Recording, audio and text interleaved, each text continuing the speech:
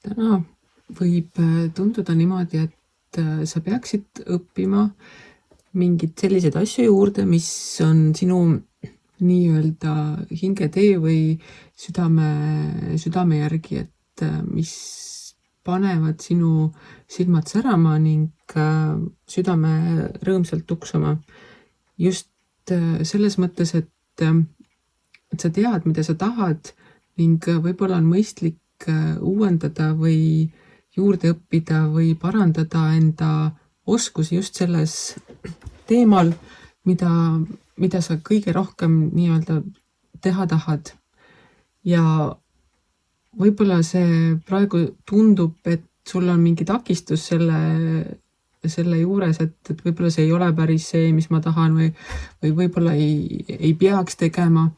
aga need on selles mõttes sinu enda sisemised hirmud, mis takistavad sul liikuda edasi ja just sellepärast, et juhul, kui sa õpid mingisuguse uue oskuse või uue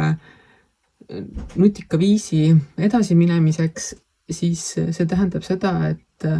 mingi tulevik või osa tulevikust on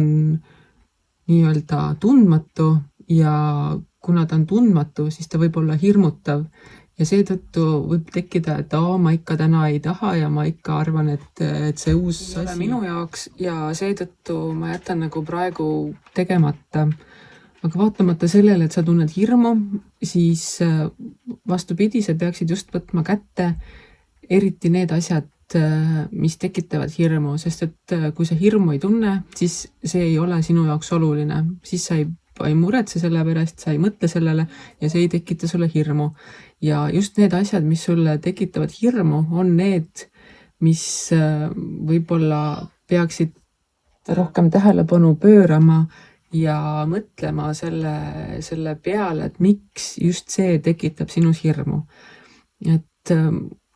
need asjad, mis meis hirmu ei tekita, ei ole meie jaoks üldse olulised, sest et kui ta ei ole oluline, sa ei mõtle selle peale, sa ei tegutse selle nimel ja see ei huvita sind ning nii-öelda sinu aju ei genereeri neid ohuolukordi sinu jaoks selle pealt. Aga see, mis tekitab hirmu, on järelikult sinu jaoks mingil määral või miskit moodi oluline ning aju hakkab mõtlema, et nüüd ta tahab jälle